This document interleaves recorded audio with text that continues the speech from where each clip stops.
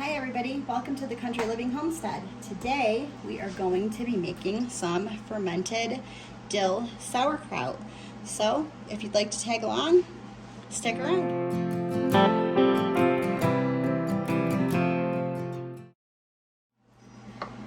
Okay, the first thing I am doing is chopping up this cabbage really fine.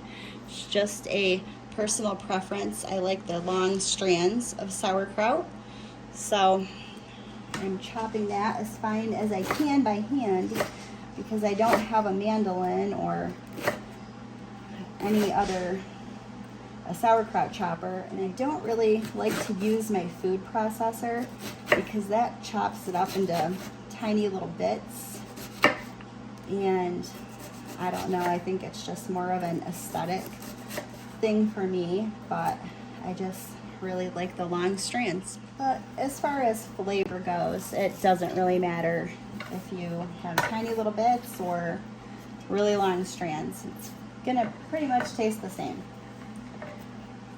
And of course, some odd pieces I'm not gonna be able to chop up into super fine little strands anyway, so I'll just do the best I can with those little end pieces. So I've been wanting to try making my own dill sauerkraut for a long time. I actually bought a package of dill sauerkraut at, of all places, Walmart, but it was super good, and it was an actual fermented sauerkraut. So I thought I would go ahead and have a try at making my own at home. So we'll see how this turns out.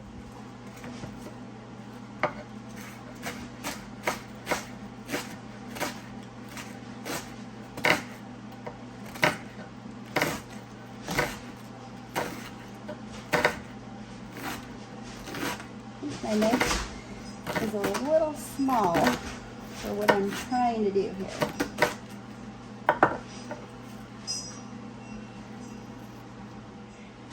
You're probably going to hear a lot of noise in the background. I have got my windows open, my doors open. It's literally 61 degrees here today and sunny and very windy, but it's amazing that it's actually 61 degrees.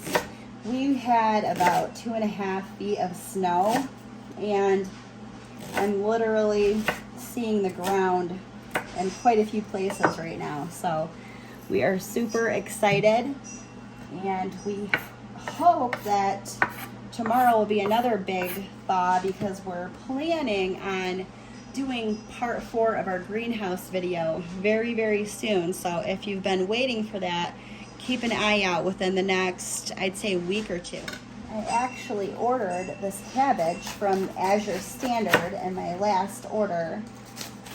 I ordered 60 pounds of it with the intention of fermenting quite a bit of it, but I'm also going to, of course, we'll eat a lot of it fresh because we like fried cabbage and coleslaw and things like that, but my other plan was to go ahead and can some of it as well, since we're kind of running low on our canned coleslaw. So what I don't use in this recipe and for fresh eating, I'll be canning in my canned coleslaw recipe.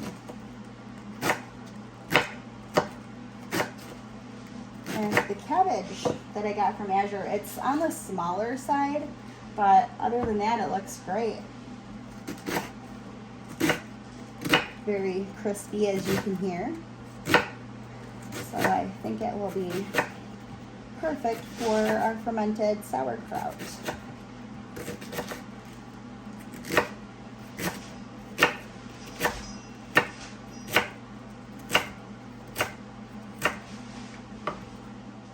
Trying to get a big batch of this done now so we have it ready to go when we're really busy in the summer with gardening and animals and everything else life throws at us. And this really helps pull together some quick meals. We can use this on top of a salad, on top of tacos, just as a side dish. Sometimes on those really hot days, you don't want to be eating something hot, so it pairs great with grilled foods or even just on its own.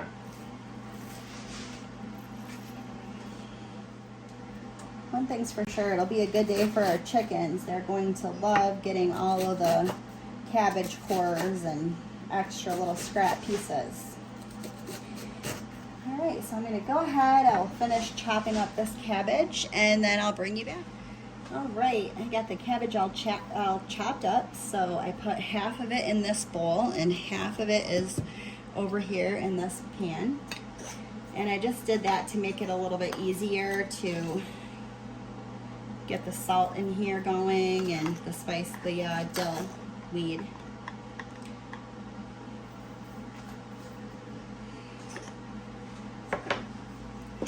Once I put the salt in there, I like to just massage it a little bit. It will start, the salt will cause the cabbage to start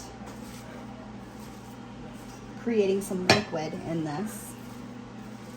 So I'd like to make sure it's all mixed around in there really well.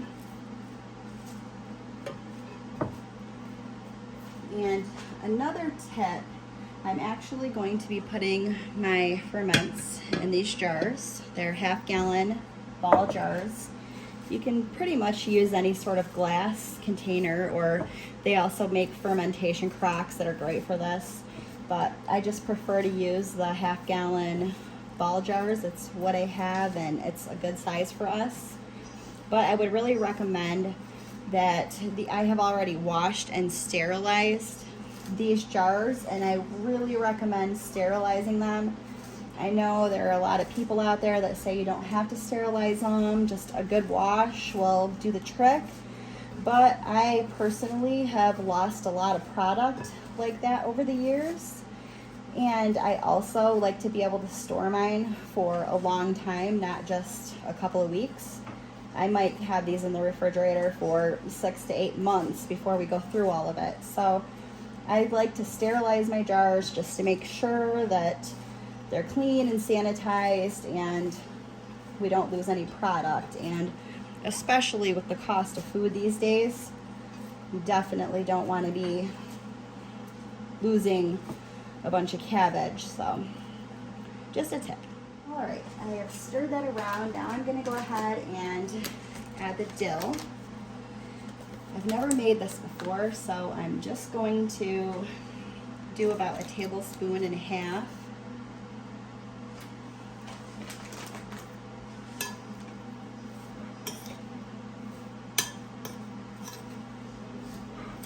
I'm just going to blend this in really well to have it as evenly distributed throughout the cabbage as I possibly can. It smells amazing. I'm hoping this will turn out as good as the one that we bought from the store. Yeah, and that looks like a good amount.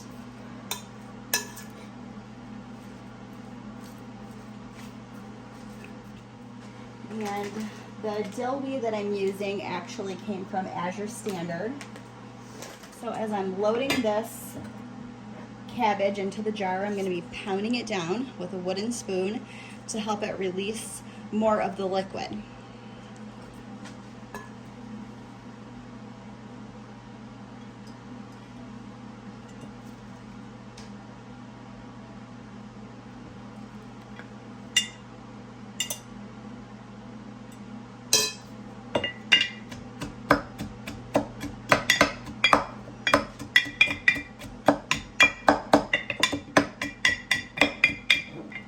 You won't notice a lot of liquid at first, but as you continue to layer it in and pound it down, you'll notice more and more liquid building up inside the jar. And that's what you want.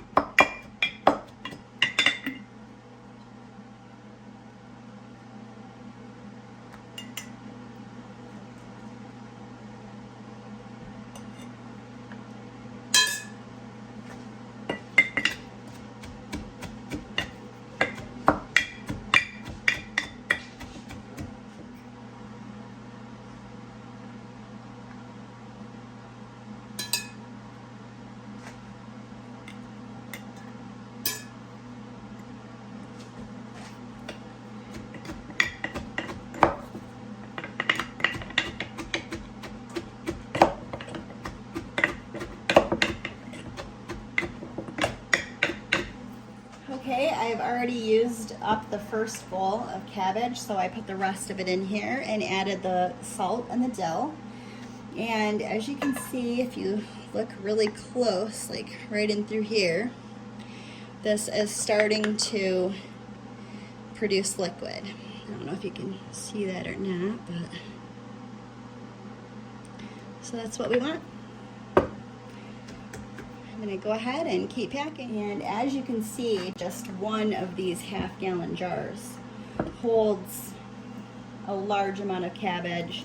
I think this was 4 heads of cabbage. Granted, they were smaller heads, and I don't think that all 4 of them are going to fit in here, but I would say this is probably holding a good 2, 2.5, maybe even closer to 3 of the heads of cabbage. So quite a bit for a half-gallon jar. And if you've ever priced fermented foods, you know how expensive they can be, so you can really save a lot of money by making these fermented foods yourself. And they're very easy to make, they're super healthy, they're rich in probiotics. So if you haven't ever done it, I really recommend giving it a try. I really got into making a lot of fermented foods last year around harvest time just because of the lack of the canning jar lids and also the jars for that matter. So I just decided to ferment quite a few of the things last year that I would have normally canned and had really good results with it. And it's also a little more like having a fresh food when you have the ferments as opposed to canning. So that was really nice too.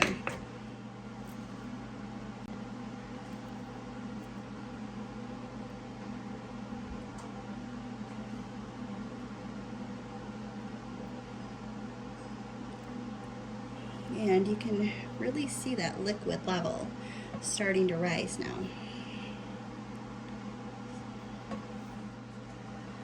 All right, guys, I got all of the cabbage in here and had to take a little bit of a break and clean up my mess. So now I can continue. I'm going to just take a clean paper towel, just a clean wet paper towel, and I'm gonna wipe the inside of this area just because I don't want food particles or spices or anything like that sticking up above where the brine is going to be covering. So I'm getting that out of there the best I can. And you can see now that the liquid is up to the top here. So I'm going to take a cabbage leaf and put it in here.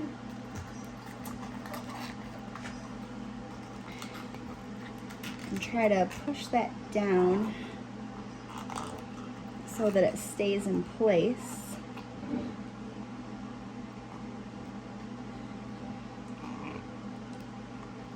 So that way all of the sauerkraut will stay below the brine.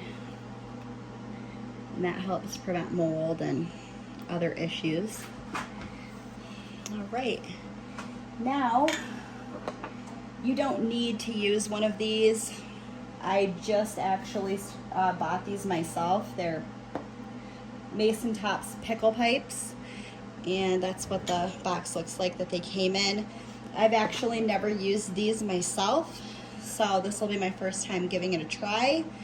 I may or may not like them, but if you don't have these and you want to make sauerkraut, it's no problem at all. You can just use a regular plastic lid.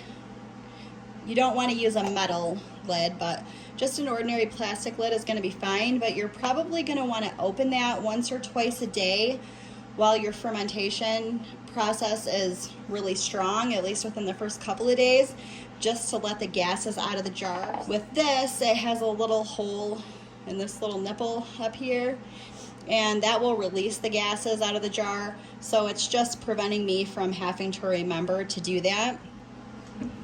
So this lid is also clean. You just put that on there and use a regular band to secure it.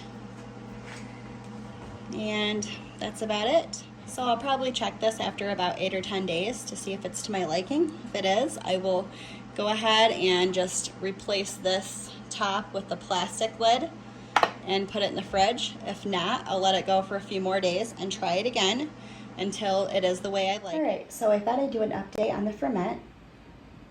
It's fermenting well. You can see how much liquid it's now produced. It's up to the top of the jar. And speaking of that, I wanted to also note that I like to set my ferment jars inside a bowl. Oftentimes that liquid will seep out of the jar and leak. So that just prevents the liquids from getting all over your counters or your shelves. Yeah, that's about it for fermented dilly sauerkraut. So I would highly recommend that you guys try making some fermented foods, and if you already ferment, leave some comments down below and let me know what some of your favorites are. So thanks for stopping by the homestead. Have a great day.